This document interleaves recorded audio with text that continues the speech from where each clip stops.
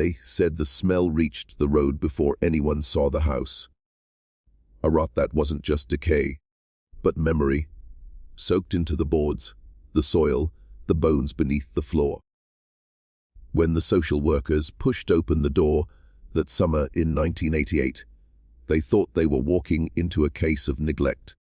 Poverty, perhaps. But what waited inside was older than either of those words. The air was thick, sweet, and wrong. In the corner, a child stared back at them, eyes pale and empty, as if no one had spoken to him in years. Another child sat on the floor, humming to herself, tracing circles in the dirt that were too perfect, too practiced. There were mattresses without sheets, dishes crusted with years of dust, and an odor that came not from garbage, but from something that had learned to die slowly. Outside, the mountain breathed. You could hear the flies in the heat, the wind slipping through trees that had been watching for generations. This was South Mountain, a place where names disappeared and families forgot where they began. People from the towns below called it cursed. They said there were things that grew up there that shouldn't have. Not animals, not exactly people either. But no one ever climbed it to find out. Not until that day, inside the shack. One of the workers reached for a photograph nailed to the wall. It showed a family, but no one in the picture looked right. The faces were too similar, the smiles too flat. The eyes carrying the same strange distance, as though they all shared one thought, one memory, one blood that refused to thin. When the children were asked their names, they hesitated. Some said two names that didn't match. Others couldn't remember at all. One boy called his mother by 3 different words before going silent entirely. That was the moment when one of the workers whispered to the other, "Something's wrong here. This isn't just neglect." Outside, the sun was already lowering behind the ridge. It cast long shadows over the property, turning the rusted cars and broken furniture into gravestones of another kind. The workers didn't know yet what they had stepped into. They didn't know that every step up that mountain was a step backward. Into decades of silence. Into a history the world had quietly decided to forget. Which city are you watching from, and what time is it right now? In the lowlands below South Mountain, the name Goler had always carried a strange kind of silence. People said it softly, like it might summon something if spoken too loud. The mountain itself wasn't on most maps, and those who did mark it drew only its outline, never its roads, never its homes. It was as if the land wanted to stay forgotten. In the archives of Nova Scotia, you can still find fragments. Census records half-filled, birth certificates without fathers' names, children listed as unidentified relation. There are photos too, faces blurred not by time, but by motion. Families who turned their heads from the camera at the last second, as if caught doing something they shouldn't. Historians would later describe South Mountain as geographically isolated. But the locals knew better. It wasn't the terrain that kept people out. It was the mountain itself. By the 1960s, the Golers had become ghosts in plain sight. People in nearby villages would see them on rare trips into town. Thin, dirt-streaked figures trading bottles for bread, their voices low, their eyes darting. They spoke in a dialect that didn't sound quite like English anymore. Some said they'd made up their own words. Others said they'd forgotten the old ones. The storekeepers never asked where they came from. You didn't ask questions about the mountain. You just waited until they left. Then locked your doors a little earlier that night. Old newspapers called it poverty, but that word never touched the truth. Poverty doesn't breed that kind of silence. It doesn't warp bloodlines or rewrite family trees until cousins become parents and children become property. No, what lived on South Mountain wasn't born of money or lack of it. It was born of time. Too much time.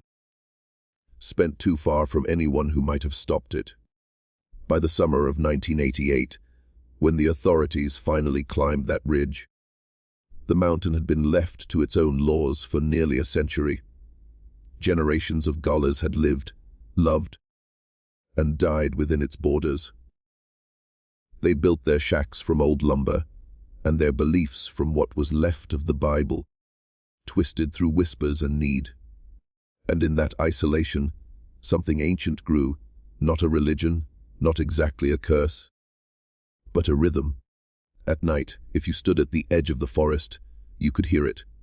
The sound of children humming. Not songs, just tones. Repeating, rising, falling. A language that only the mountain understood. They said the first settlers called this place the edge of the known world. They weren't wrong. Because what waited there wasn't just the end of civilization. It was what comes after it. No one knew when the first Goler child was born on that mountain. Only that by the time anyone noticed, there were too many of them to count. They came in clusters, a new generation every few years, each one looking more like the last. The records, when they existed, were written in shaky hands, births without hospitals, deaths without coffins, names that appeared twice in the same line as both mother and sister, father and son. One of them was called Ruth. The neighbors in the valley remembered her as the quiet one, barefoot, eyes the color of storm water. They said she could stare at you until you forgot what you were about to say. When she was a girl, she wandered the tree lines alone, carrying a tin pail that never seemed to fill. People thought she was fetching water. She wasn't. Years later, when someone finally searched the property, they found that same tin pail buried in the dirt behind her house, filled not with water but with small bones. Bird bones, mouse bones, arranged in spirals, each one perfect, each one deliberate. Ruth became a mother too young, though no one could say who the father was. Some whispered it was her own brother. Others said her father, a man who hadn't spoken to anyone outside the mountains since the 1950s. The child she bore, a boy named Eli, didn't cry when he was born. The midwife, an aunt, or maybe a cousin, said he came into the world with his eyes open, staring at the ceiling as if waiting for something to descend. From the start, Eli didn't act like the other children. He didn't play. He didn't laugh. He watched. When the older ones fought or wept, he sat still. When the wind howled through the cracks in the walls, he hummed softly. In that same tuneless rhythm that had haunted the mountain for decades. Sometimes the adults would stop what they were doing and listen. It was the same sound the others had made in their sleep. The same low hum that drifted through the woods at night. They didn't teach it to him. He had simply known it, like a memory carried in his blood. There were stories, quiet ones, that Ruth never let Eli near the fire at night. That when he got close, the flames bent away from him. That animals wouldn't go near the shack after he started to walk. No one outside the family ever saw the child, but every so often, in town, someone would find small carvings washed down river. Wood figures with faces worn smooth, all with eyes carved too deep, too wide. The teachers, the priests, the local police, they all pretended not to see. Because to acknowledge Eli was to admit that something unnatural was being born on South Mountain again. By the time Eli turned 7, the mountain had gone quiet. The older Golers who still remembered the world beyond their valley had either died or retreated into the forest. leaving behind only their shacks and the children, who didn't speak much anymore. Ruth's house sat higher up the ridge than the rest, built from scavenged boards and rusted tin, held together by wire and superstition. The few who dared climb, that far said, you could see strange shapes in the dirt around it. Circles, sometimes made of sticks, sometimes made of ash. When the wind blew strong, the air up there didn't smell like rot or wood smoke. It smelled metallic, like lightning had just passed. Eli rarely came down the slope. When he did, the others fell silent. He didn't walk like a child. He drifted, his feet hardly bending the grass. One day, a cousin found him sitting by the river, his hands in the water, holding something. When she got closer, she saw it was a frog, skinned, eyes still blinking. He looked at her, expressionless, and said, "It was singing." No one punished him. On the mountain, strange things were not crimes. They were signs. By then, the townspeople below had started whispering again. Children were going missing, not many, just one or two, but enough. Dogs came home shaking, sometimes not at all. Hunters said they'd seen fires on the ridge at night, but no movement near them, as though the flames had been left burning by no one at all. And in the mornings, the air was filled with that same low hum, carried down the valley like fog. In the autumn of 1987, a storm rolled in from the coast, black and heavy, tearing trees from the slopes. It rained for 3 days straight.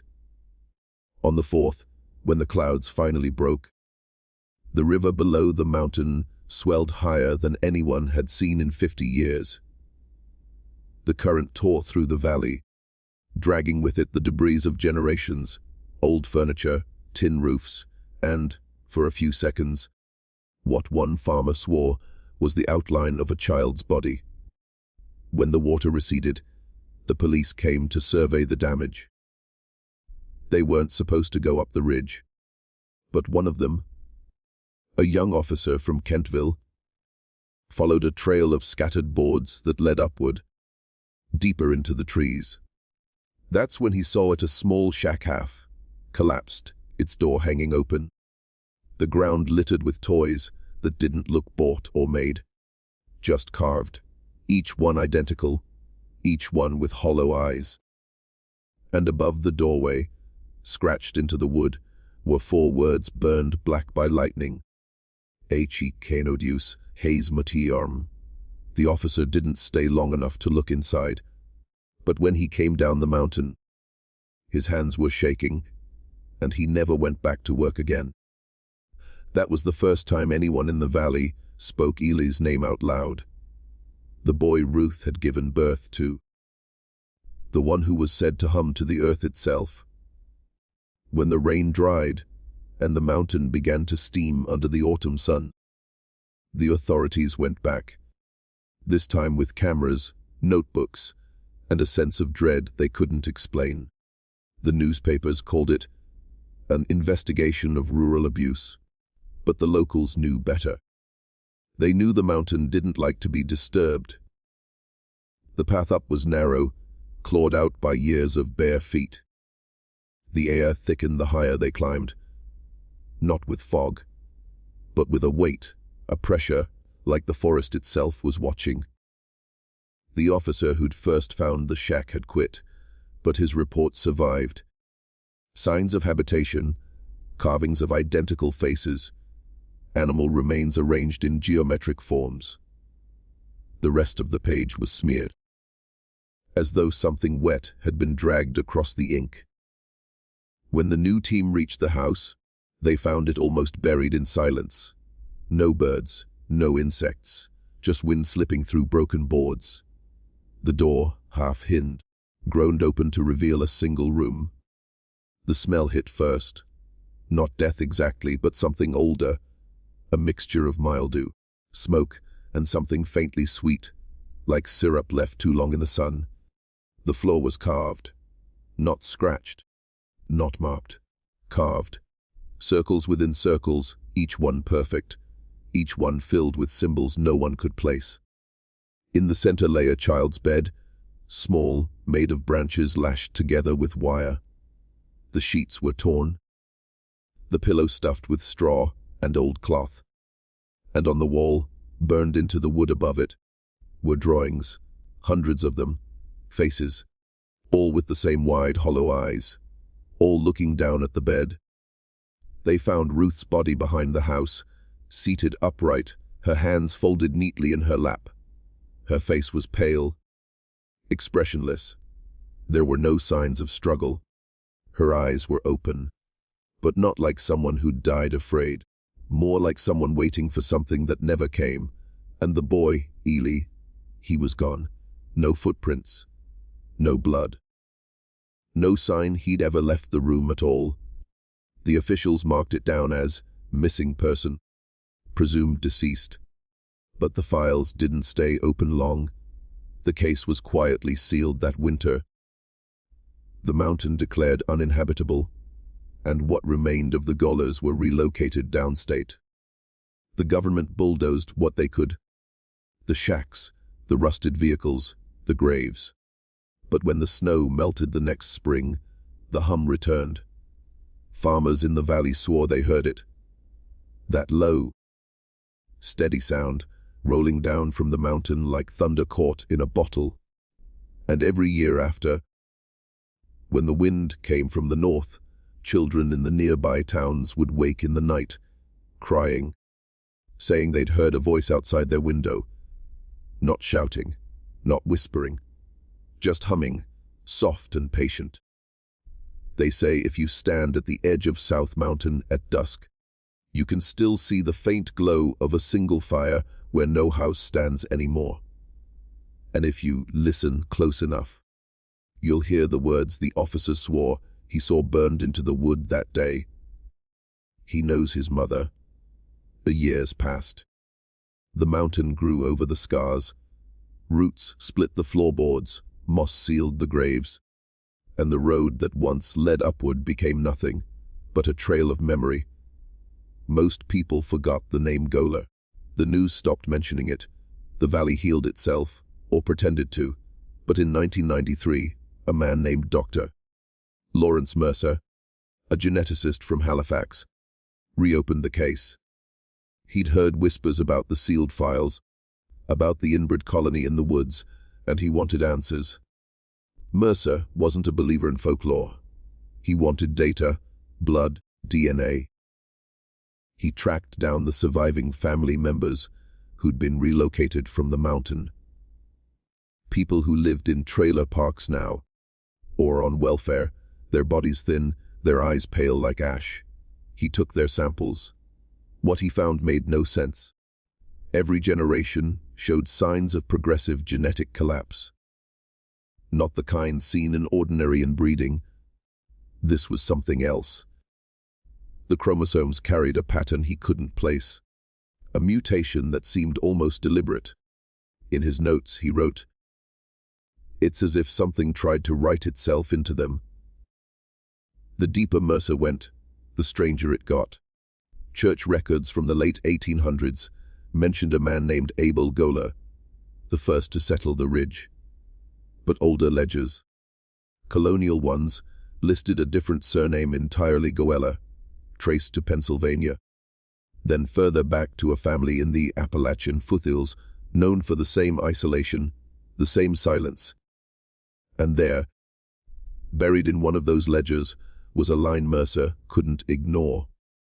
Eli Goler, descended of Ruth and her son, North Carolina, 1782, the same names, the same pattern, Ruth, her son. It was as though the mountain had repeated itself, century after century, like an echo that refused to fade, each generation producing one child who didn't belong to time, one who was born too aware, too quiet, too knowing. Mercer began to believe that Eli wasn't just a child of incest. He was a continuation, a vessel for something older, something that had been carried in that bloodline for more than 100 years. When Mercer's report reached the provincial board, it was locked almost immediately. He left the university 6 months later. Neighbors said he stopped sleeping. His wife found him one night sitting in the dark, listening to something only he could hear. When she asked what it was, he said, "It's in the hum. It's language. It's waiting." He disappeared not long after. His car found abandoned near South Mountain, driver's side door open, keys still in the ignition. The soil beside it was disturbed, as if something had crawled upward from underneath. No one ever found his body. But the last page of his notebook, the only thing recovered, held a single sentence written in trembling ink. The boy wasn't born, he was remembered. By 2024, South Mountain had become just another patch of forgotten wilderness. A name that barely appeared on maps, a stretch of forest locals mentioned only when warning hikers to stay on marked trails. The government had fenced it off decades ago, citing soil instability, but time has a way of loosening fences. Developers began to circle the area, sensing cheap land and quiet scenery. That was how the Reddick family found it. They were city people from Toronto, young, ambitious, looking for escape. When they bought the old acreage at the base of the ridge, the realtor smiled too much and said too little. The house had been rebuilt on the foundation of a cabin that had burned long ago. The listing called it rustic. The neighbors called it cursed. The first nights were peaceful. Crickets, cool air, the smell of pine. But then came the sound. It started small, a vibration through the floorboards, like someone humming in the cellar. At first they blamed the wind. But on windless nights it grew stronger, clearer, until the youngest daughter, May, began humming along in her sleep. The same 2 notes, rising, falling. When her father asked where she'd learned the tune, she said, "He taught me." There was no in the house. Soon the animals began to vanish. The cat, the chickens. A fox found half, buried near the tree line with its eyes open but clouded over, as if drowned in light. In the mornings, small wooden carvings appeared on the porch. Every one of them bore the same face. Deep, hollow eyes, no mouth. The mother tried to throw them away. By the next dawn, they were back. May grew quieter. She stopped eating, stopped speaking. Spent hours staring toward the ridge. One night, the father followed her outside, barefoot in the frost. Walking straight into the woods, she didn't look lost. She looked like she was returning. He caught up just as she reached a clearing filled with wild grass and the remains of old stones. Markers, maybe, or something older. In the center stood a shape of sticks and rusted wire, arranged into a crude circle. And there, half hidden beneath the soil, was something carved into the earth itself, a spiral, ancient and exact. May turned to him and whispered, "That remembers me." The ground trembled. The hum rose, thick and low, filling the trees like breath. The father swore he saw movement inside the circle, a shadow trying to stand. By morning, May was gone. No tracks, no sound, just her voice, faintly, in the wind humming. The police called it a disappearance. The locals said it was the mountain, calling its blood home. When the Reddick house was finally abandoned, another team came to catalog the property. In the basement, they found an old wall that didn't match the rest of the foundation. Behind it, sealed in mud and timber, lay a single, mummified hand clutching a child's wooden figure. Carved into the wrist, in letters almost gone, were the same 4 words that had haunted every record of South Mountain, "H-ik no dius hershis mati shiar." In the years that followed the Reddick's disappearance, South Mountain became a whispered point on a larger map, one that spanned centuries and borders. Historians began tracing identical sigils, the same spiral, within circle, on forgotten deeds and church walls from West Virginia to the Yukon. The marks were always paired with names that sounded like echoes of one another. Goler, Gowler, mutations of a single bloodline that refused to vanish. Archivists uncovered letters from the 1700s, written by settlers who described families who keep the voice of the earth, and others who spoke of the remembered child, a figure who appears once every few generations. The handwriting changed, the centuries rolled forward, but the phrasing stayed the same, as if passed from one mouth to the next like a prayer. By 2026, an informal network of researchers had formed online, trading scraps of folklore and genetic data. They called themselves the Resonance Project. To them, the hum wasn't a curse but a phenomenon, an acoustic pattern said to alter emotion and memory. They believed it originated not from the mountain itself, but from those who carried its rhythm. Late one winter night, a video surfaced on the group's private forum. Grainy, silent except for the hum. The camera panned across a basement wall in some nameless North American town. The bricks pulsed softly, vibrating in time with the sound. And there, drawn in chalk, was the same spiral, perfect, deliberate, ancient. At the bottom of the frame, a voice whispered just 4 words before the footage cut to black. "He's awake again." The first reporter to chase the Resonance Project was a freelance journalist named Mara Vance. She specialized in stories no one else wanted: urban myths, local disappearances, strange coincidences that blurred the line between anthropology and nightmare. The Goler files came to her by accident. A plain envelope slid under her apartment door. No return address, only a note inside that read, "The hum never stopped." Inside were photocopies, decades of reports, Mercer's missing pages, maps of South Mountain overlaid with faint concentric rings. Each ring was dated. Each one moved farther outward, as if something beneath the ridge was expanding. Mara drove north that same week. The road ended long before the GPS did. By dusk, she found herself at a rust-eaten gate and the faint outline of the government fence. Beyond it, the forest leaned inward, too quiet. The snow muffling everything except a low vibration that she could almost feel rather than hear. She recorded it on her phone. The waveform later showed a frequency just below human hearing, identical to one captured years earlier in Mercer's lab notes. In a nearby town, she found others who remembered the name Goler.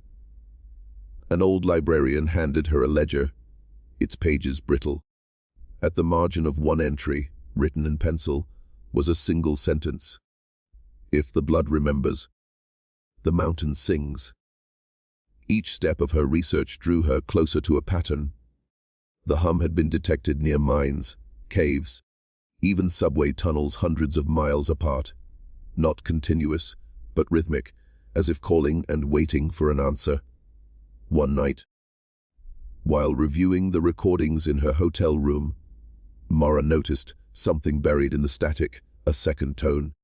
Faint and human-shaped. When she isolated it, it formed a word. Her own name. The screen flickered. The file renamed itself. HEKOCS Motor MP3. Mara didn't sleep after that. She left the next morning, heading west toward another signal trace, one that, according to a forum post, had just appeared beneath the streets of Montreal. She never filed the article, but her footage leaked months later. A dim tunnel, frost on the walls, the same hum rising until the camera shakes. At the edge of the frame, something stirs, a shadow shaped like a child, standing perfectly still. Then silence. The file that surfaced 6 months after Mara Vance disappeared was only 22 minutes long. It had no metadata, no trace of the device it came from. The sound engineers who examined it agreed on one thing. The first 8 minutes were not silence, though nothing human could be heard. They were movement, air itself shifting, like an underground breath. At 8 minutes and 19 seconds, Mara's voice entered, calm, focused. "I've found the source," she says. "It isn't the mountain. It's below the mountain. It's everywhere that remembers it." She describes a tunnel of limestone curving downward, the hum vibrating through her chest. She names the frequency aloud, 17.3 AZ, the exact resonance that once shook South Mountain loose. As she walks, her voice begins to double, the microphone catching an echo that doesn't follow her words. At 14 minutes, the echo starts speaking first. Her breathing quickens, then steadies. "It isn't calling to me," she says. "It's remembering itself through me." A low pulse rolls through the speakers. Not loud, but endless. Every analysis since has confirmed there is no true end point. The sound repeats perfectly, as if the recording never stops. At 19 minutes and 12 seconds, Mara whispers one final line, the same sentence written in every archive, burned into every ruin. Her knows his mother. Then the file folds into static. When investigators traced the origin of the upload, they found it routed through a dozen abandoned servers. One of them located in an unregistered lab, once used by Dr. Mercer. Inside, they discovered a single sheet of paper taped to the wall. No signature, no date, just a diagram of circles within circles, drawn by hand. In the center, a single phrase written in clean black ink. "The hum is memory, the blood is the speaker, today." The frequency sometimes appears on seismic monitors along the coast. A tone too low for the ear, but strong enough to shake glass. Most people dismiss it as interference. But those who've heard the old stories, the families who still carry the names that sound like Goler, Goler, Gowler, they close their doors when the sound begins. Because they know the voice beneath, it isn't calling from the mountain anymore. It's calling home.